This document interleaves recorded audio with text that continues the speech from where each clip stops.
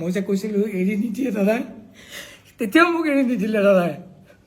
চবেই এৰি দিলে, দাদাই মোক তেতিয়া এৰি দিয়া নাই, মৰি পেলাইও এৰি দিয়া নাই। কফিনত থাকি মোৰ মানে আহিছে আৰু মোৰ কোৱা মানুহ কোনো নাই আজি, কাৰণ মোক তাতেও সোধা নাই ন কোনেও মই ক'ত যাম। মই যদি তাতে মৰি থাকিলোঁ আৰু ময়ো য'ত জুবিন দা নাই, মই জীয়াই থকাৰ কোনো উদ্দেশ্যই নাই। কিন্তু মোৰো এটা সৰু পোৱালি আছে, মই তাহাঁতক যে মই উত্তৰ নিদিওঁ, মোৰ হৈ কোনে উত্তৰ দিব যে সি কেনেকৈ মৰিল। মই দাদাৰ হৈ যিখিনি জানো কৈছোঁ ইনচিডেণ্টটো, মই কেনেকৈ মৰিলোঁ কোনে ক'লে হয় ইনচিডেণ্টটোত। মোৰ ঘৰখনক মই তাত যদি মৰি থাকিলোঁ হয়, 3 দিন নোখোৱাকৈ আছোঁ, মোৰ যদি ষ্ট্ৰক হৈ গ'লে, মই 46 এজৰ মানুহ এটা, মোৰ ঘৰখনক কোনে ক'লে হয় সেইখিনি টাইমত আপোনাৰ মানুহজন কেনেকৈ মৰিল, মোৰতো কোনো কিয় নাই। কিন্তু মই তেতিয়া ভাবিলোঁ, দাদাই সদায় কয় মই আছোঁ নহয়, মোক বহুত দিন আগতে কৈছিল। মোৰ আজি দাদাৰ লগত নিয়েৰ এবাউট 16-17 বছৰৰ ৰিলেশ্যন, কিন্তু মই কোনো মেনেজমেণ্টত নাই, মই অকল মিউজিকতে আছোঁ। মই কোনো এক্টিঙত নাই, কোনো প্ৰমোশ্যনত নাই, কোনো ফুটবল খেলত নাই, মোক কোনো দেখা নাপায় তাত। মই অকল ষ্টুডিঅ'ত থাকোঁ আৰু ষ্টেজত থাকোঁ, মই চাহটোৰ নিচিনাকৈ থাকোঁ তাত। বাকী মই দাদাই ক'ত যাব, কি কৰিব, ক'ত ইনগ্ৰেশ্যন আছে, সেইটো মোৰ কাৰণে নহয়। য'ত মোক বিচাৰে মই তাত যাওঁ। দাদা যেতিয়া মই দেখা পালোঁ, দাদাক কফিনত আছে, মোৰ এনেকুৱা লাগিছে দাদাই মোক ইয়ালৈকে লৈ আহিছে, কাৰণ মোৰ ইয়াত কোনো নাই। লণ্ডিমাক দাদাই কয় নহয়, তই মোৰ নিজৰ বন্ধুৰ নিচিনা, তোৰ শেখৰক মই গতালোঁ, সেনেকুৱা টাইপ মোৰ ফিল হৈছে। এতিয়া মোক কোনোবাই মাৰি পেলালেও মোৰ কথা নাই। নমস্কাৰ, মই চক্ৰপাণি পৰাশৰ। খুব দুখত আছোঁ, খুব বেদনাত আছোঁ আমি সমগ্ৰ অসমবাসী। আৰু তাৰ মাজতেই মই এজন বিশেষ ব্যক্তিৰ ঘৰলৈ আহিছোঁ, লগ কৰিবলৈ আহিলোঁ তেখেতক। আৰু এটা বিশেষ ফেচবুক পোষ্ট ভাইৰেল হৈ আছে, অনুপম চক্ৰৱৰ্তী সাংবাদিক অনুপম চক্ৰৱৰ্তীৰ পেজৰ পৰা ভাইৰেল হৈছে। আৰু সেই তাত কিছুমান কথা কোৱা হৈছে, যিবিলাক কথা শেখৰ গোস্বামীয়ে কৈছে। আৰু বৰ্তমান সময়ত মই শেখৰ গোস্বামীক লগ কৰিবলৈ আহিছোঁ। মোৰ লগত আছে শেখৰ দা। শেখৰ দা নমস্কাৰ। সকলোৱে গম পাইছোঁ, সকলো কথা চলি আছে। মই কেইটামান কথা ডাইৰেক্ট আপোনাক সুধিবৰ বাবে আহিছোঁ। প্ৰথম কথা, এই যিটো আপোনাৰ পোষ্ট হোৱাটছএপত যিখিনি আপুনি কথা পাতিছিল, এইখিনি কাৰ লগত পাতিছিলে আপুনি? সেইটো আমাৰ আমাৰ ফেন ক্লাবৰ প্ৰেচিডেণ্ট জুবিন দা ফেন ক্লাবৰ, সি মেছেজ কৰিছিল। তাক সি কিবা কিবি সুধিলে, এনেকৈ সুধিলে আপুনি ক'ত, মই বোলো মোৰ ঘৰত। এনেকৈ কওঁতে সেনেকৈ কিবা কিবি কথা ওলাওঁতে কিবা কিবি কথা কৈ আছিল সি। মই এনেকৈ লিখি গৈছোঁ, মই বহুত ডিষ্টাৰ্ব হৈ আছোঁ। ফাৰ্ষ্ট অফ অল মই আহি পেলাই মই না ঘৰত থাকিম না মই তাতে যাম, মই কি কৰিম। যাওঁতে সিদিনাখন একেলগে গৈ, এতিয়া মই অকলে ইয়াতে ঘৰত সোমাইছোঁ যদি মই না খাব পাৰিছোঁ না শুব পাৰিছোঁ। দিলোঁ তাক মেছেজখিনি লিখি, সি কিবা কিবি সুধিছিল তাকো মই দিছিলোঁ। এইখিনি তাৰ লগত মোৰ পাৰ্চনেল মেছেজহে আছিলে। এই পাৰ্চনেল মেছেজখিনি গৈ এতিয়া ৰাজহুৱা হ'ল, আৰু ৰাজহুৱা হোৱাৰ পিছত আমাৰ মনত প্ৰশ্ন উদয় হৈছে, এই জুবিন গাৰ্গৰ মৃত্যুত ক'ৰবাত ৰহস্য আছে নেকি, এনেধৰণৰ বহুত প্ৰশ্ন উদয় হৈছে। গতিকে সেই প্ৰশ্নখিনিকে মই শেখৰ গোস্বামীক সুধিব বিচাৰিছোঁ। মোৰ পোনপটীয়া প্ৰশ্ন শেখৰ দা, জুবিন দাৰ লগত আপোনালোক কেতিয়া ছিংগাপুৰলৈ গৈছিলে, কোন তাৰিখে? আমি 17 তাৰিখে ৰাতিপুৱা 8:30 বজাত ফ্লাইট আছিল ডাইৰেক্ট ইয়াৰ পৰা ছিংগাপুৰ, জুক এয়াৰলাইন্স। ঘৰৰ পৰা মই 5:30 নে 6টা বজাত ওলাই গ'লোঁ, যাই পেলাই তাতে পাইছোঁ। তাৰপিছত দাদা আহিছে, সেইদিনাখনে গৈছিলোঁ। আৰু তাত গৈ অনুষ্ঠান কোনদিনা আছিলে? তাত অনুষ্ঠান 20 তাৰিখে আছিল, 21 তাৰিখে আমাৰ ৰিটাৰ্ণ আছিলে। তাত গৈ পেলাই তাত কি হৈছিলে গোটেই ঘটনাটো ক'ব নেকি? আৰু মই জনামতে সেইদিনা আপোনালোক সাঁতুৰিছিলে, কোনোবাই কৈছে স্কুবা ডাইভিং হৈছিলে, কোনোবাই কৈছে সাঁতুৰিছিলে, কোনোবাই নাও লৈ গৈছিলে। প্ৰথম পৰ্যায়ত গোটেই কথাখিনি খেলি মেলি হৈ আছিলে। প্ৰপাৰ কথাখিনি শেখৰ দা আপোনাৰ মুখেৰে জানিব বিচাৰিছিলোঁ, সেইদিনা গোটেই ঘটনাটো কি হৈছিল, আপোনালোক ক'ত আছিল, কিয় তালৈ গ'ল, কি কাৰণে যাবলগীয়া হ'ল, আৰু কেইবাটাও প্ৰশ্ন মই গোটেইখিনি সুধিম আপোনাক। একচুৱেলি সেইখিনি প্ৰথম আৰম্ভ কৰিছোঁ। আমি গৈ তাতে হোটেল দুপৰীয়া 3টামান বজাত পালোঁগৈ, 3টা 3:30মান বজাত। তাৰে টাইমত 3টা 3:30, আমাৰ ইয়াৰ টাইমত আগত হ'ব। তো পেন পেচিফিক বুলি আছিল হোটেলখন। আৰু তাৰ মই জনাত মানে আমি সোধোতে কৈছিলে তাৰ সন্মুখতে কনভেনশ্যন হল এটা আছিল, তাতেই প্ৰগ্ৰেমটো আছিল। আৰু প্ৰথম আমি 17 তাৰিখে গৈ পাইছোঁ, 17, 18, 19 আমাৰ প্ৰগ্ৰেম নাছিল, 20 তাৰিখে প্ৰগ্ৰেম আছিল। 21 তাৰিখে আমাৰ ৰিটাৰ্ণ। গৈ পোৱাৰ দিনা আমি ক'তো ওলাই যোৱা নাই, তাতে হোটেলতে থাকিলোঁ ভাত পানী খাই। পিছদিনাখন কোনোবা তাতে আমাৰ ইউনিভাৰ্ছ ষ্টুডিঅ' থাকে নহয়, কিবা যে এইবিলাক স্থান থাকে, তাতে আমাৰ লগত যোৱা বাকী দুজন এনেকৈ ফুৰিবলৈ গৈছিল। মই আগতেও জুবিন দা, বৌ, আমি আমাৰ গোটেই টীম আগতেও যোৱা 7-8 বছৰ আগত এবাৰ গৈ আহিছোঁ ছিংগাপুৰ আছাম এছ'চিয়েশ্যনৰ অনুষ্ঠানত। সেইকাৰণে মোৰ এফালে দায়িত্ব আছিল, মই তাতে বেছিদিন আগত গম পোৱা নাছিলোঁ ছিংগাপুৰ যাম বুলি। ঘপককৈ প্ৰিপেয়াৰ হ'ব লগা হ'ল। তাৰপিছত মই প্ৰথমে গম পোৱা নাছিলোঁ মই অকলে যে যাম। দুদিনমান আগতেই গম পাইছিলোঁ মই অকলে যাম। তো দাদাই এতিয়া কি গাব আগদিনালৈকে আমি ৰৈ বিনালে চিনেমাৰ কামেই কৰি আছিলোঁ। মই ঘৰত ৰাতি 2-1:30 বজাত আহিছোঁ। দাদাই এতিয়া কৈছে তয়ে যাবি, তয়ে বজাব লাগিব বুলি যে ক'লে, মই নিজে প্ৰিপেয়াৰ হোৱা নাছিলোঁ। মই ইনষ্ট্ৰুমেণ্টটো লৈ যোৱা নাই, মই অকল লেপটপটো লৈ গৈছোঁ। এবিলটন লাইভ বুলি ছফ্টৱেৰ এটা আছে, তাতে দাদাক ট্ৰেক বজাই দিলোঁ। দাদাই মাজত ৰখি দিয়ে, কথা কয়, সেইকাৰণে ট্ৰেকো বজাব নোৱাৰোঁ। আৰু অকলে মই এজন মানুহে কীবৰ্ড বজাম নে ড্ৰাম বজাম নে গীটাৰ বজাম, সেইটোকে প্ৰিপেয়াৰ কৰিবলৈ লেপটপটো তাতে হোটেলতে ৰুমটোত লগাই লৈ মই প্ৰিপেয়াৰ কৰি আছিলোঁ গান। দাদাক সুধিছিলোঁ কি গান গাব। দাদাই মোক কৈছিলে তাতে যোৱাৰ দিনা এইটো ভূপেন হাজৰিকাৰ গান এটা দি অনুষ্ঠানটো আৰম্ভ কৰিব বুলি কৈছিলে। কিবা অনুষ্ঠানটো ভূপেন হাজৰিকাৰ নামতো আছিল ওচৰ ভিতৰত। তো ভূপেন হাজৰিকাৰ নিয়ৰৰ ফুল গানটো দি আৰম্ভ কৰিব। সেইটো গানৰ কাৰণে মই তাৰে লোকেল অসমীয়া মানুহ এজনৰ পৰা মই কীবৰ্ড এখন বিচাৰিছিলোঁ। তেওঁ আনি মোক হোটেলত দিছিল। হোটেলত মই কীবৰ্ডখন লৈ মই কৰ্ডলাইনখিনি ওলাই আছিলোঁ। আৰু দাদাক পাৰিলে, দাদাক খোৱাৰ পৰা উঠিলে এবাৰ ৰুমলৈ আহিলে, দাদাক এবাৰ বহি পেলাই দুয়োটাই চাম, দাদাকো কৈ থৈছিলোঁ। দাদাক কৈছে হ'ব, তাতে আমি 3 দিন থাকিম নহয়, তাতে চাই ল'ম, হৈ যাব, বেছি গান গাব নালাগে, 2-3টা গান গাম। মই সেনেকৈ প্ৰিপেৰেশ্যন কৰি আছিলোঁ। কিন্তু আমাৰ সেইদিনাখন আমি ইভিনিং, মই প্ৰিপেৰেশ্যন কৰি ইভিনিং আমাৰ বাহিৰলৈ ডিনাৰ বুলি নহয়, বাহিৰলৈ আমি এনেই ফুৰিবলৈ ওলাই যোৱা নিচিনা হ'ল, ওচৰতে খোজকাঢ়ি ৱাকেবল। তাৰপিছত যাওঁতে তাতে ছাইডত ৰেষ্টুৰেণ্ট আছিল, তাতে ষ্টেজত গানো গাই থাকে, তাতে আমি বহিলোঁ। তাতে লেডি এগৰাকীয়ে গান গাই আছিলে, লেডিগৰাকী যিটো ভিডিঅ' ভাইৰেল হৈ আছে, তাতে গান গাই আছিলে, আমি তাতে বহিলোঁ। দাদাই খুব ভাল পালে। দাদাই যে নিজে তাত টেষ্ট অফ হেভেন্স গানটো গাইছিলে তাতে দাদাই মোক নিজে কৈছিলে তই ভিডিঅ'টো কৰ। মই ভিডিঅ'টো দাদাই কোৱাৰ আগতে কৰিছিলোঁ, মানে দাদাই গান গাব গৈছে যিহেতু ভিডিঅ'টো মই কৰোঁ, চিন এটা থাকক। দাদাই কৈছে ভিডিঅ'টো যদি কৰিলি আৰু 2টামান ক্লিপ লৈ পেলাই অসমত কাৰোবাক দি দে আৰু চবকে বজাব দে, আৰু তলত লিখি দিব দিবি 31 অক্টোবৰ ৰৈ বিনালে ৰিলিজ হ'ব, সেইটো যাতে দিয়ে। মই তাৰপিছত দাদাই সেই মানুহজনীয়ে গান গোৱাৰ পিছত মানুহজনী নামিও আহিল, দাদাৰ লগত বহিছে, গোটেই এক্টিভিটিছখিনি মই এনেকৈ ভিডিঅ' লৈ প্ৰথম কাৰোবাক দিলোঁ, অতনু ভূঞাকো দিলোঁ,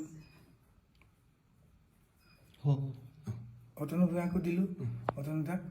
তাৰপিছত মই লিখিও দিছিলোঁ সেইটো, যে দাদাই কৈছে ফাৰ্ষ্ট আপোনাকে দিছোঁ, এনেকৈ কৈ বজাব দিছে। বহুত ভালকৈ গ'ল টাইমটো, 2 ঘণ্টামান সময় ধুনীয়াকৈ গান গালে। দাদা বহুত হেপী। আৰু সেই মানুহজনীকো মাতিছে নিজৰ, কৈছে কি মোৰ কালি এটা অনুষ্ঠান আছে, আপুনি কালি নহয় পৰহিলে আপুনি যদি পাৰে আহিব। সেই প্ৰগ্ৰেমটোৰ কাৰণে, সেই গানৰ অনুষ্ঠানটোৰ কাৰণে কোন কোন গৈছিলে তাতে জুবিন দাৰ লগত?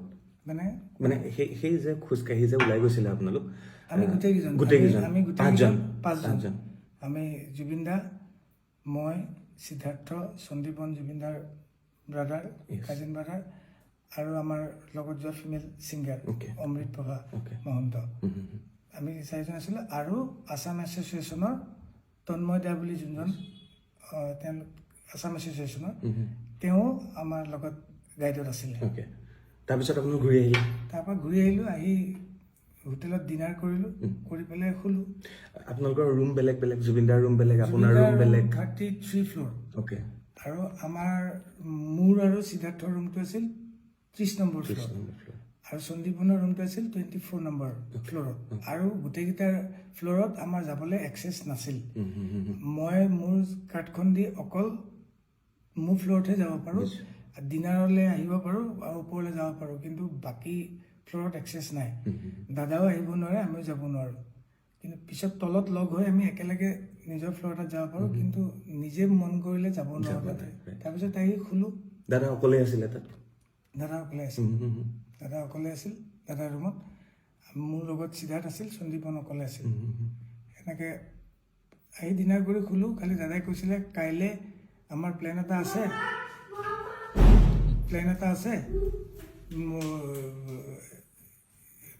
কিবা সাগৰত যাব।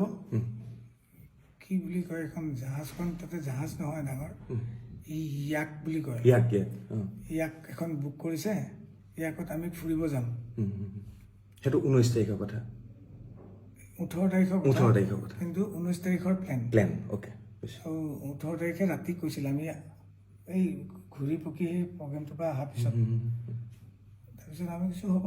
তাৰপিছত ৰুমত যাই শুলোঁ। কেইটা বজাত যাম, ৰাতিপুৱা যাম, যেতিয়া উঠিম যাম। তাৰপিছত দাদা উঠোতে দেৰিয়ে হয়, আমাৰো উঠোতে দেৰি হৈছে। 12:30মান বাজি গৈছে। 1টামান বজাত তলৰ পৰা আমাৰ আছাম এছ'চিয়েশ্যনৰ তন্ময়দা, তাৰপিছত অভিমন্যু দা বুলি দাদা এজন আছে, তেওঁলোক আহি ৰখি আছিল গাড়ী লৈ।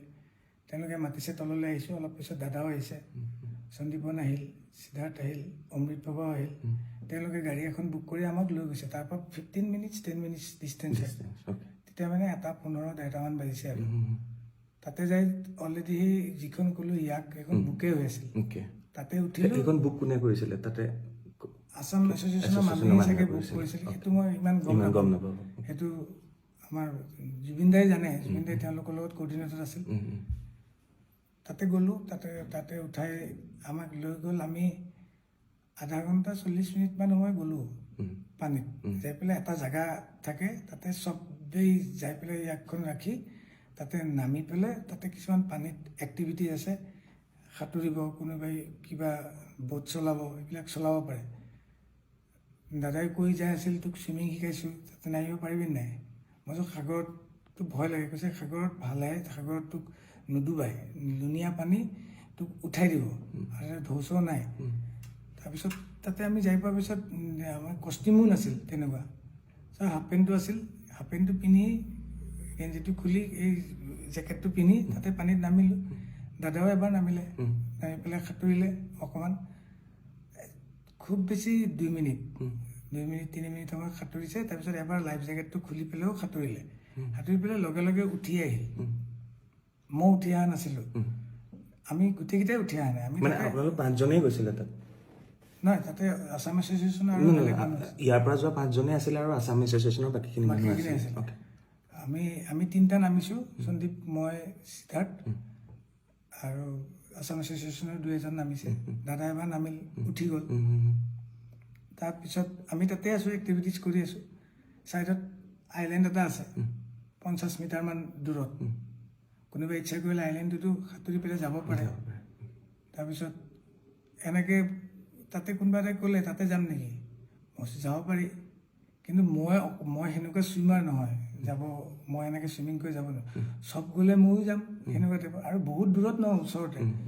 মই পানীতে আছোঁ। পানীত থাকোঁতে মই তাতে ফ্ল' কৰি থাকোঁতে দাদা ওপৰতে বহি আছে, কিন্তু তেতিয়া নাই, আমাৰ পানীত নাই। দাদা কেতিয়া নামিল সেইটো মই গম নাপাওঁ, কিন্তু মই পানীত থাকোঁতে মোক ওপৰৰ পৰা এজনে ক'লে, এই দাদা গৈছে, অলপ চাবা, জেকেট পিন্ধা নাই। তেতিয়া মই এনেকৈ চালোঁ, দাদা দেখোন আহি আছে এইফালে, জেকেট চেকেট পিন্ধা নাই, সাঁতুৰি আহি আছে।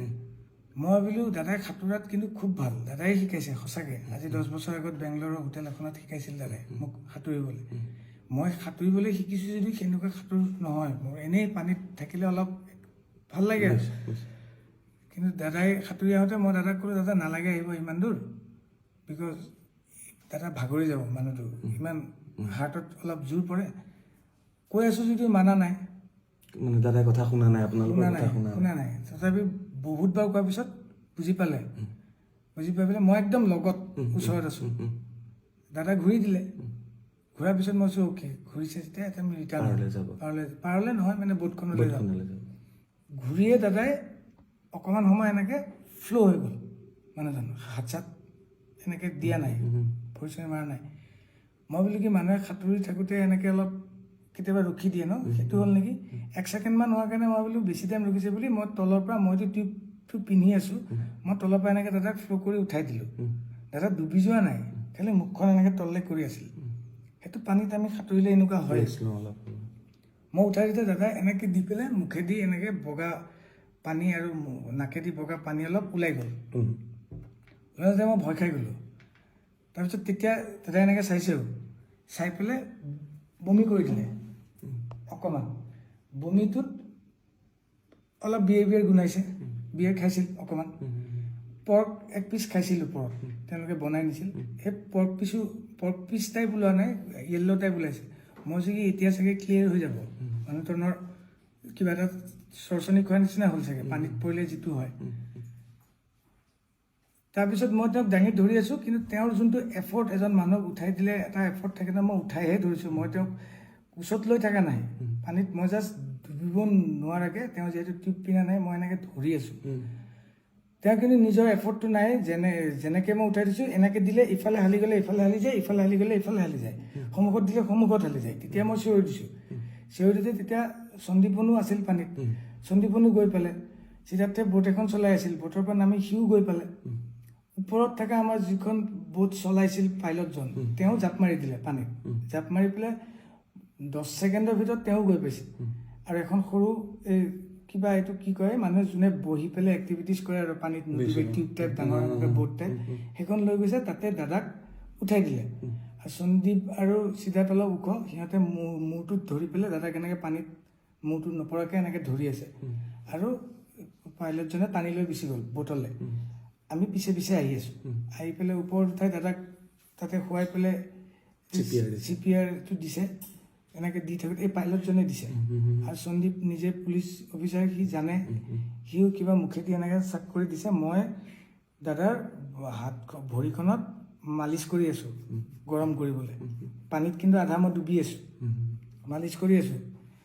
তেনেকৈ আমি 15 মিনিটমান সময় কৰিছোঁ। তাৰপিছত তেওঁলোকে কোনোবাই ফোন কৰিছিল, কিবা কোনে কাক কি ফোন কৰিছে মই সেইটো নাজানো। তাৰপিছত অলপ পিছত পুলিচ আৰু এম্বুলেঞ্চ টাইপ পানীতে জাহাজ লৈ আহিল। এবাৰ তেওঁলোক আহি পেলাই তেওঁলোকে CPR দিছে।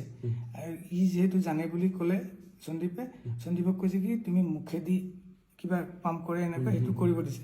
সেনেকৈ মোটামুটি আধা ঘণ্টা 40 মিনিট সময় দিছে, মানে গাড়ী, কিন্তু জাহাজখন মুভো কৰি আছে। পাইলটজনক কৈছে তুমি চলোৱা, মই তাতে এনেকৈ মালিচে কৰি আছোঁ। খালি মই তাৰ পৰা উঠি আহি ছাইডত বহি লৈছোঁ, কাৰণ এইখন মুভ কৰিব এতিয়া। আৰু এনেকৈ আধা ঘণ্টামান আগতে আমি বেলেগ এটা পৰ্ট পালোঁহি। আমি যোনটো পৰ্টৰ পৰা আহিছিলোঁ সেইটো পৰ্টলৈ অলপ দূৰ হয়, সেইকাৰণে ওচৰৰ পৰ্ট এটাত আহিলোঁ। ওচৰৰ পৰ্টত আহোঁতে অলৰেডি তেওঁলোকে মেডিকেলৰ কোনোবা মানুহ তাতে কৈ থৈছে, টীম এটা ৰেডি হৈ আছে। অহাৰ লগে লগে আমাক পাৰ পোৱাৰ লগে লগে আমাক কৈছে আপোনালোক চব ছাইড হওক। আমি চব ছাইড হ'লোঁ। ছাইডত বেলেগ এখন মানুহ ৰখা বোট এখন আছে, তাতে ৰখিব দিলে। আমি তাতে নামিলোঁ। তেওঁলোকে আহি পেলাই দাদাক CPR দিছে, কিবা মেচিন নমাইছে, অক্সিজেন দিছে, কিবা চেলাইন টেলাইন দিছে। তাতেও আধা ঘণ্টা 40 মিনিট সময় তেওঁলোকে কৰি আছে। তেতিয়াই মই দাদাৰ আঙুলিটো এনেকৈ চাইছিলোঁ, আঙুলিটো বুঢ়া আঙুলিটো মই ভৰিখন যে মালিচ কৰি আছিলোঁ, বুঢ়া আঙুলিটো নীলা টাইপ হৈ গৈছে। মই ভগৱানক খালি মাতি আছোঁ, মহামৃত্যুঞ্জয় মন্ত্ৰ গাই আছোঁ। মই বোলো কি নীলা কিয় হৈ আছে আঙুলিটো, ৰঙা হ'ব লাগিব। দাদাৰ ওঠখন সদায় ৰঙা হৈ থাকে, নীলা টাইপ হৈ গৈছে। মই তেতিয়া ভাবিছোঁ নীলা কিয় হৈ গ'ল। তেতিয়া মই নাৰ্ছজনীক সুধি আছোঁ, তেওঁলোকক সুধিলে তেওঁলোকে ক'বলৈও মানে তেওঁলোকে ভালকৈ ইংলিছটোও নকয়। কিবা তাতে মই কৈছোঁ পালছ আছে নে নাই, তেওঁলোকে মোক এনেকৈ দেখাইছে। আমাক কিন্তু যাব দিয়া নাই, ছাইডত ৰখিব দিছে। তাৰপিছত অলপ পিছত বেলেগ আৰু টীম আহিল, পুলিচৰ এনেকুৱা এম্বুলেঞ্চ টাইপ এনেকুৱা মানুহে কিবা লৈ আহিছে। দাদাক টানি নি তাহাঁতকে উঠাই গ'ল। আমাক কৈছে আপোনালোক কোনো মুভ কৰিব নোৱাৰি, ইয়াতে থাকক। তেতিয়া লগত সিদ্ধাৰ্থ গৈছে, এজনকহে যাব দিয়ে। সিদ্ধাৰ্থ গৈছে, তেওঁ যিহেতু আমাৰ মেনেজাৰ, তেওঁৱে যাব। তেওঁ কৈছে সন্দীপ, মই অমৃত বাবা, আমি বাকী 3টা যিকেইটা আছিলোঁ, আমি ইয়াৰ পৰা যোৱা, আৰু বাকী অসম এছ'চিয়েশ্যনৰ মানুহখিনি আমি তাতে থাকি গ'লোঁ। আধা ঘণ্টা 40 মিনিটমান পিছত সিদ্ধাৰ্থে ফোন কৰি পেলাই বেলেগ এজনক কৈ পেলাই মোক সুধিছে। মই ল'লোঁ, মোক কৈছে জুবিন দা আৰু নাই। তাৰপিছত আৰু আমি তাতে থাকি গ'লোঁ। সেই যে আপুনি যেতিয়া উঠাই আনিছে, ক'বলৈ গ'লে সেই নীলা যে হৈ গৈছিলে ওঠখন আঙুলি, এতিয়া ভাবিছোঁ যেতিয়া দাদা নীলা হৈ গৈছিল চাগে, দাদা পানীৰ পৰা যেতিয়া উঠাই আনিলোঁ তেতিয়া জুবিনদাৰ প্ৰাণ গৈছে চাগে, তেতিয়াই গৈছে। বাকীখিনি এফৰ্ট যিখিনি দিছে সেইখিনিত চাগে নৰ্মেল মানুহ এজন নোহোৱালে ৰিকভাৰ কৰিলে হয়। বুজিছোঁ। তেওঁ সেইটো ৰিকভাৰ কৰিব নোৱাৰিলে। তাতে কিছু সময় গ'ল, সেইকাৰণে এতিয়া 2 নম্বৰ কথা মই সুধিব লাগে এইখিনি প্ৰশ্ন, সেইকাৰণে আপোনাক সুধিছোঁ। তাতে এটা ভিডিঅ' ভাইৰেল হৈ আছে, যেতিয়ালৈকে জুবিন দাই এখন কিবা উঠিবলৈ বিচাৰিছে, তাৰপিছতে ভিডিঅ'টো সিমানতে কটা গৈছে। তাৰ পিছৰ ভিডিঅ'খিনি নাই। সেইখিনি ভিডিঅ' ক'ৰবাত কাৰোবাৰ লগত আছে নেকি? সেইটো ভিডিঅ' তাৰে কোনোবা মানুহে কৰিছিল, আমি তাতেতো পানীতে আছোঁ, আমিতো ভিডিঅ' কৰা নাই। প্ৰথমবাৰ যোনটো ভিডিঅ' মই চাইছোঁ এতিয়া ওলাইছে যে তাতে মানুহজন এনেকৈ ষ্টিফ হৈ পৰি গৈছে, কোনোবাই কৈছে তেওঁ ষ্টিফ হৈ পৰি যোৱা নাই, এই যোনটোত এনেকৈ উঠিব গৈছিল সেইটোত কোনো পানীৰ পৰা এনেকৈ ডাইৰেক্ট উঠিব নোৱাৰে তাত, কাৰণ প্ৰেছাৰটো নাথাকে। সেইটোত ধৰিলে এনেকৈ উল্টিয়ে যাব। দাদা উল্টি গৈ পেলাই এনেকুৱাকৈ শুই যোৱাৰ নিচিনা হ'ল। শুই যাওঁতে মই কিন্তু পানীত নাই, যদিও পানীত আছোঁ, মই এখন অৰেঞ্জ কালাৰ তাতে মই বহি আছিলোঁ। মই মানে দাদা যেতিয়া পানীত অকলে এক্টিভিটিজ কৰি আছে তেতিয়া মই বহি চাই আছোঁ, বোলো মানুহজনে ক'ৰবাত মিষ্টেক হ'বও পাৰে, কাৰণ সন্দীপ আৰু সিদ্ধাৰ্থ তেতিয়া পানীতে আছে, দাদাৰ লগতে আছে। তথাপি মই অবজাৰ্ভ কৰি আছোঁ, কিবা ক'বও পাৰে, কিবা মই দাদাকে চাওঁচোন দাদাই কি কৰে। দাদাই যিহেতু মোক চুইমিং শিকাইছে, দাদাই তেতিয়া কি কৈ আছিলে? দাদাই তেতিয়া এনেকৈ শুই পেলাই কৈ আছে, ইয়াতে নুডুবতো, খুব ভাল লাগে, শুই থাকিব পাৰি একদম এনেকৈ। সেইকাৰণে মানুহে ইয়াত ভাবিছে সেইখিনি টাইমত দাদাৰ কিবা হ'ল বুলি, আচলতে মানে তাৰপিছত দাদা আকৌ মুভ হৈছে, সেইখন সময়তে ভিডিঅ'টো কটা গৈছে। দাদা মুভ হৈ চুইমিং কৰিছে, চুইমিং কৰি জেকেটটো খুলিছে, খুলি পেলাই 10 ছেকেণ্ডমান আকৌ সাঁতুৰি, তেতিয়া সন্দীপন দাদাহঁতে একেলগে ফটো উঠিছে তাতে পানীতে। ফটো উঠি দাদা আহি ওপৰত উঠিল, বহিল, দাদা ওপৰত উঠি তেতিয়া বহি আছে। সেইটোৰো ভিডিঅ' তেওঁলোকৰ হাতত আছে, দাদা যে ওপৰত আহিল বহিল, তেওঁলোকৰ তাত নিশ্চয় থাকিব গোটেইখিনি যদি কৰিছে। তাৰপিছত আমি কিন্তু পানীতে আছোঁ, মই পানীত আছোঁ, সন্দীপনো ওপৰত আহিছে দাদাৰ লগত। তাৰ পিছৰবাৰ যেতিয়া দাদাই গ'ল তেতিয়া সন্দীপনো গৈছে, আৰু আছাম এছ'চিয়েশ্যনৰ মানুহ এজনো লগত গৈছে। কিন্তু দাদাই তেতিয়া জেকেট পিন্ধি যোৱা নাছিল, তেতিয়া কিন্তু মই অলপ দূৰত আছোঁ পানীত, ইফালে চাই থকা নাছিলোঁ। এজনে কৈ দিলে, মই তোমাক যে ক'লোঁ, এজনে কৈ দিলে যে দাদা জেকেটটো নিপিন্ধাকৈ গৈছে। তেতিয়া মই চাইছোঁ দাদা জেকেট নিপিন্ধাকৈ আহিছে, তেতিয়া মই দাদাক ৰিটাৰ্ণ কৰিবলৈ ট্ৰাই কৰি আছোঁ। ৰিটাৰ্ণ কৰিছোঁ, তাৰপিছতে দাদা ফ্লট হ'ল, তাৰপিছত ঠাইত আনিলোৱে। ইয়াৰ পিছত আৰু এটা প্ৰশ্ন আহে, দাদাৰ চিজাৰ আছে, সেই বেমাৰটো আছে, আৰু দাদাক চাগে ডক্টৰেও বহুতবাৰ কৈছে যে পানী জুই এইবিলাকৰ পৰা আঁতৰি থাকিবৰ কাৰণে। আপোনালোক দাদাৰ লগত থকা মানুহ, সিদ্ধাৰ্থ হওক আপুনি হওক, কিয় এবাৰো মানা নকৰিলে আপোনালোকে? এই প্ৰশ্নটো বাৰে বাৰে ছ'চিয়েল মিডিয়াত সুধি আছে, বাৰে বাৰে আপোনালোকক প্ৰশ্ন কৰি আছে, কি কাৰণে এবাৰো নক'লে যে, আৰু এই গোটেই প্লেনিংটো কি কাৰণেনো যাবলগীয়া হ'ল তাত? ইয়াত আপুনি এবাৰো মানা কৰা নাছিলে? মানা কৰা মানে মই সেইটো মোৰ যিটো কামৰ কাৰণে গৈছোঁ, আৰু মই এজন মিউজিচিয়ান, জুবিন দাৰ ৰেকৰ্ডিষ্ট, যোনে জানে মোক গম পায়। বাকী প্ৰগ্ৰেমতো মোক যোনে দেখে, মই অকল গানটো দাদাক ৰেডি কৰি দিওঁ, মই ষ্টেজত বজাওঁ, ষ্টুডিঅ'ত ৰেকৰ্ডিং কৰোঁ গানখিনি। বাকী আমাৰ এটা মেনেজমেণ্ট টীম আছে, মেনেজমেণ্ট টীমে আমাক যদি কয় আজি অমুকত যাব লাগিব, ইমান বজাত প্ৰগ্ৰেম আছে, আপোনাক অমুক হোটেল দিয়া হৈছে, আমি আজি অমুকত ডিনাৰ কৰিম, আমি অমুকত লাঞ্চ কৰিম, আমি অমুকত যাম ফুৰিব, তেওঁলোকৰ যোনটো প্ৰচিডিঅ'ৰ থাকে সেইটো প্ৰচিডিঅ'ৰতে আমি মুভ কৰিব লাগে। আৰু ময়ো তাত অকলে এজন মিউজিচিয়ান, আৰু কোনো নাই। তেওঁলোকৰ প্লেনত মোক যোনটো কৈছে, পাৰ্চনেল যোনটো প্লেন আছিল, দাদা নোযোৱাকৈ ইউনিভাৰ্চেল ষ্টুডিঅ'ত, তাতে মই যোৱাই নাই। এইটোত দাদাও আছে, তাতে মই যাব লাগিব, মোক যিহেতু কৈছে তই ক'ত ব'ল, তাতে মই গৈছোঁ। পানীত নামিব নালাগিছিল, ক'ৰবাত যাব নালাগিছিল, সেইটো বস্তু মোতকৈ বেছি মোৰ কাৰণেও নতুন জেগা এখন। মই গৈছোঁ দাদাহঁতৰ সাহসতে গৈছোঁ, মোৰো কোনো নাই। আৰু দাদা তাতে সেনেকুৱা জেগাত আগত গৈছে, সেনেকুৱা সাগৰত পানীত নামিছে, মই নামিও পোৱা নাই, সাগৰৰ পানীত মই তেনেকৈ নামিও পোৱা নাই। তো মোৰ কাৰণে একেবাৰে নতুন। দাদাই কৈছে নাম, সাঁতুৰিবি, ইয়াতে পাৰিবি, ইয়াতে উঠাই দিব। এবাৰ চাবলৈ চবৰে মন যায়, তাতে যিহেতু এক্টিভিটিজ, মই সেইটো বুলিহে নামিছোঁ। তাতে মই দাদাক মানা কৰা ধৃষ্টতাটো মোৰ নাই, মই কৰিব নোৱাৰোঁ। সেইটো এটা দাদাক যোনে সদায় সেই বস্তুখিনি চাই, মই অকল গানৰ মিউজিকৰ বস্তুখিনি চাওঁ, যোনে জানে মোৰ তাতকৈ ওপৰত ষ্টুডিঅ'ত দাদা গান গোৱা আৰু ষ্টেজত দাদা গান গাওঁতে গানটো কি গাব মই দেখাই নিদিওঁ দাদাক কোনটো গান গাব। দাদাই যদি কয় এইটো গান গাম, মই তাৰ লিৰিক্সটোহে ওলাই দিওঁ, পিছফালে বজাওঁ, আৰু মোৰ একো এক্টিভিটিজ নাই। এই জুবিন দাৰ লগত যে 2জন চৰকাৰী চিকিউৰিটি আছে, তেওঁলোক যোৱা নাছিলে? হয়, নাই যোৱা, তেওঁলোক যোৱা নাই। এইটো মেনেজমেণ্টেও লৈ নাযায়, ক'তো লৈ নাযায় নেকি? মানে অসমৰ বাহিৰত গ'লে ক'তো লৈ নাযায় নেকি? অসমৰ বাহিৰত গ'লে তেনেকুৱা তেওঁলোক অকল অসমতে নেকি, অসমতে নেকি? বাহিৰত সেনেকৈ যাব না? কেতিয়াবা যায়, আমি কলিকতা প্ৰগ্ৰেম কৰিব গ'লে বহুত দিন বৰাদা গৈছে, এনেকৈ আগত বৰুদা থাকোঁতে গৈছিল। কিন্তু এইটোত কিয় নগ'ল, কি হ'ল, সেইটোত মানে মই সঁচাকৈ একেবাৰে নাজানো। সেইটো মানে মোৰ মূৰৰ বাহিৰৰ কথা। সেইটো মানে তেওঁলোক আচলতে জুবিনদাৰ এমপ্লয়ী নে গভৰ্ণমেণ্টৰ এমপ্লয়ী, তেওঁলোকে কি ছিষ্টেমত থাকে সেইটো মই নাজানো। খালি দাদাৰ লগত 2জন PSO থাকে, সেইটো মই জানো। সাঁতুৰি থকা সময়ত আপুনি বাৰে বাৰে জুবিন দাক কৈছিলে যে আপুনি প্ৰথমবাৰ কোৱা নাই, নাহিব? প্ৰথমবাৰ কোৱা নাই। প্ৰথমবাৰটো ওচৰত আছিল। পিছৰবাৰ যেতিয়া চবে ক'লে, প্ৰথমবাৰ জেকেটটো পিন্ধি আছিল, পিছৰবাৰ যেতিয়া জেকেট পিন্ধা নাই তেতিয়া দাদাই ধুনীয়াকৈ সাঁতুৰি গৈ আছিল। কিন্তু মই যেতিয়া বেছি দূৰলৈকে গৈ আছে তেতিয়া মই কৈছোঁ কি ইমান দূৰ নাহিব, আমি মানে দাদাই যাব পাৰিলে হয় চাগে, মোৰ তেতিয়াৰ সময়খিনি অনুভৱ। কিন্তু দাদাই বহুত ভাগৰ লাগি যাব পাৰে ইমান দূৰ সাঁতুৰিলে, কাৰণ মোৰো পানী তেনেকৈ এক্টিভিটিছ কৰি থাকোঁতে মোৰো ভাগৰে লাগিছে। মই দাদাৰো ভাগৰ লাগিব পাৰে, সেইকাৰণে মই কৈছোঁ দাদা ব'লক ৰিটাৰ্ণ হওক।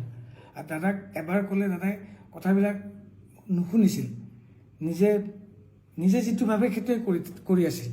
কোনো মানা কৰিলেও নুশুনে কথাবিলাক। যিমানখিনি বাৰু ট্ৰাই কৰিছোঁ শুনিছিল, কিন্তু মানুহটোৱে ঘূৰিছিল, ৰিটাৰ্ণ হৈছিল মোৰ কথাটো শুনি।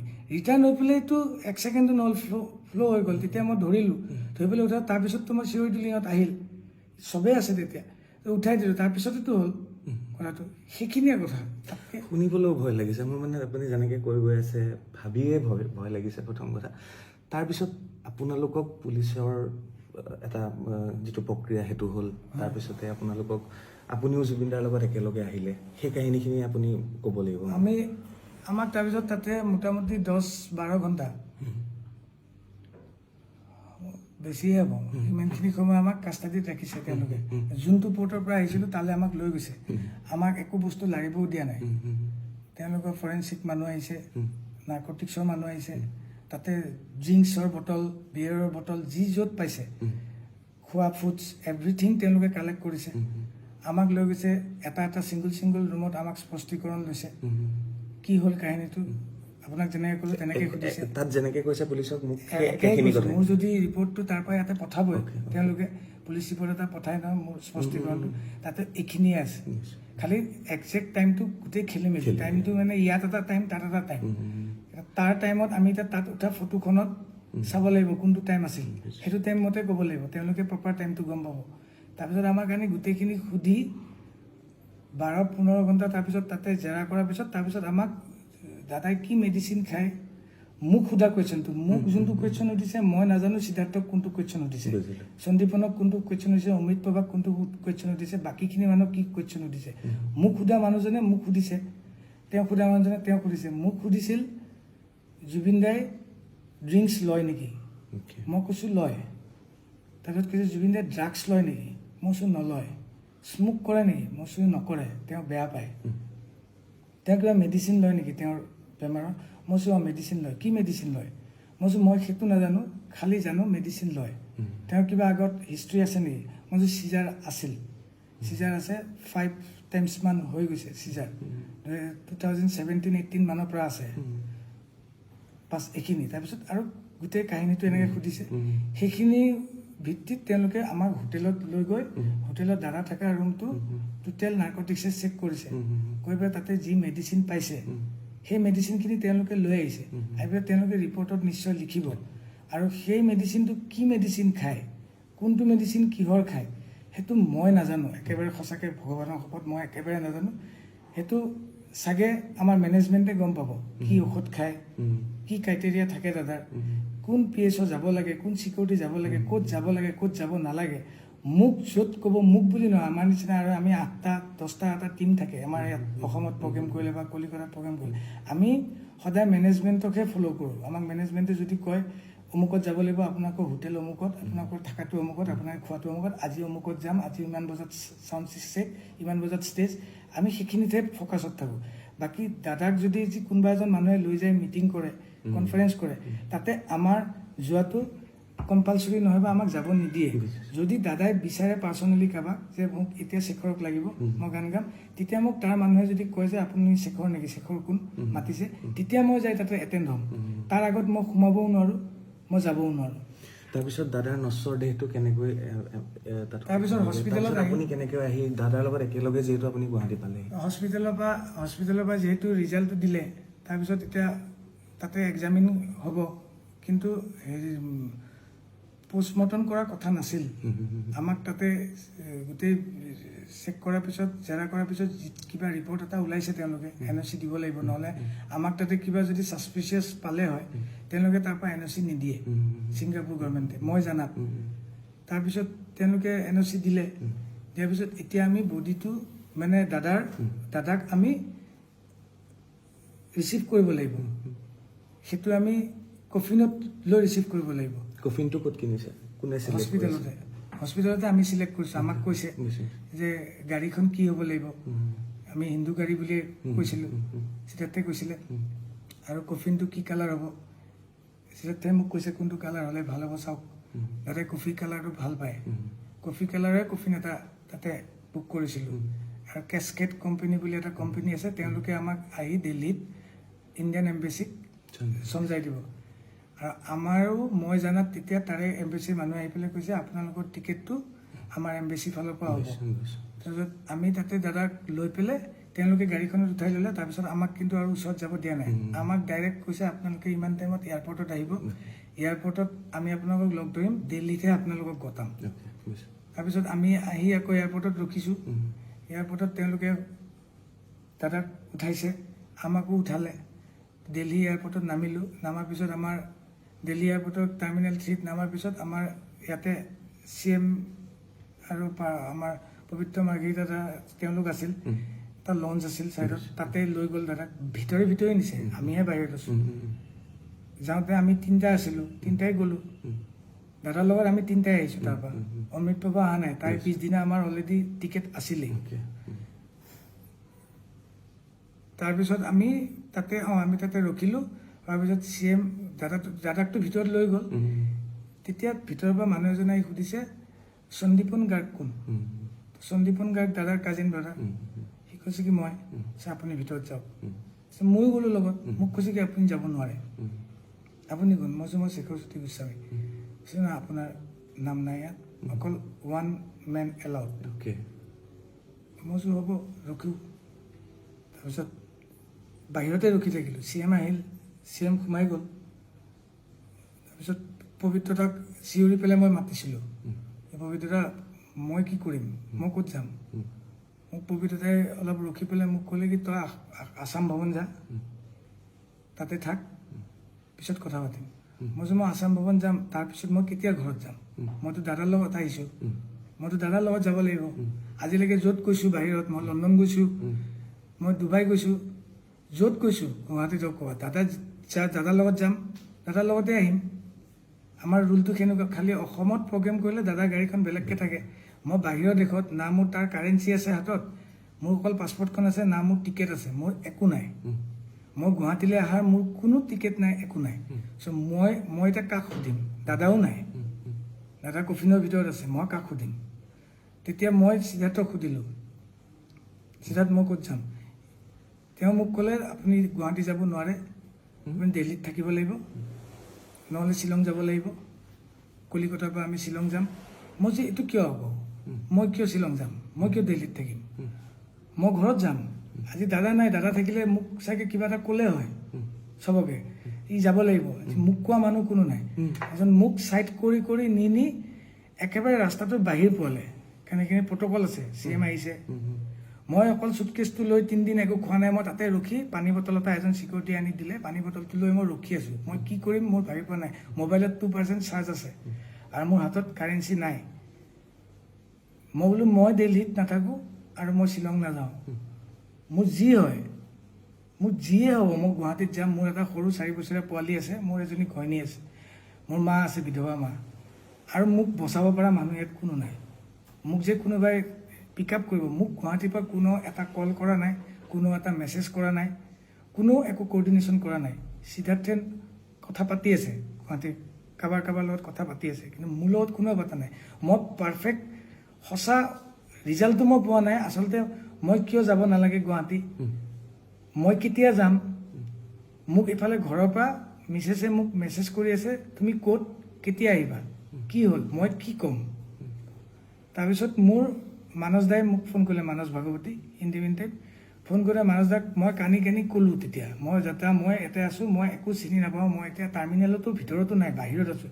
লঞ্চ এটাত লঞ্চৰ ভিতৰতো নহয় ৰাস্তাত আছোঁ মোৰ না টিকেট আছে না মোৰ হাতত পইচা আছে মই দাদাকটো পঠাই দিলোঁ মই এতিয়া ক'ত যাম তেতিয়া তেওঁলোকে মোক কৈছে তই আহিব লাগিব গুৱাহাটী তোক টিকেট কাটি দিওঁ তেওঁলোকে মোক এয়াৰ ইণ্ডিয়া ফ্লাইটৰ টিকেট এটা কাটি দিলে 20 মিনিটমানৰ ভিতৰত মোৰ হাতত টিকেটটো আহোঁতে মই সিদ্ধাৰ্থক ক'লোঁ সিদ্ধাৰ্থ মই কাকো চিনি নাপাওঁ মই এতিয়া গুৱাহাটী যাম মই দাদাকটো পঠালোৱে দাদাকটো লৈ গ'ল মই পিছৰ ফ্লাইটখনত হ'লেও মই এতিয়া যিখন ফ্লাইট দিছে সেইখন ফ্লাইটত মই গুৱাহাটী যাম মোক যিয়ে হওক মই যামেই সি কৈছে আপুনি যি কৰে মই নাযাওঁ মই দিল্লীত থাকিম মই তেতিয়া তাক এৰিলোঁ এৰি পেলাই মই অকলে যাই টাৰ্মিনেল 3 সোমাই পেলাই মোৰ 4:25 ফ্লাইট আছিল বৰ্ডিং মই 2:30 বজাৰ ভিতৰতে যাই পেলাই মই 28 নম্বৰ গেট আছিল তাতে যাই বহি আছোঁ তাৰপিছত ফ্লাইট লেণ্ড কৰিলে আমাক টাইম হ'ল আমি সোমাই পেলাই মই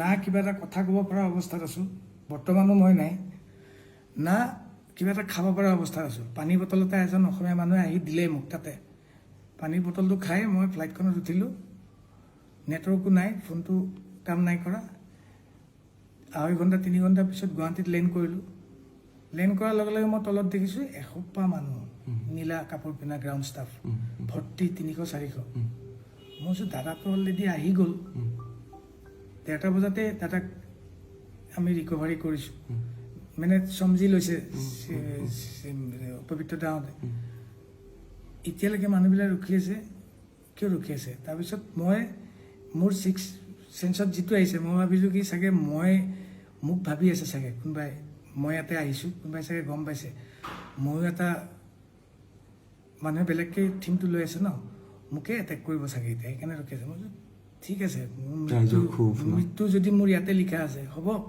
মই কিন্তু তাতে বাই ফৰ্চলি মই নিজে যাম বুলি ফুৰিবও যোৱা নাই ইভেন মই আগদিনালৈকে মিছেছক কৈ আছোঁ মোৰ যাবলৈ মন নাই মোৰ গাটো ভালো নাছিল আগদিনালৈকে টোপনি ক্ষতি মোৰ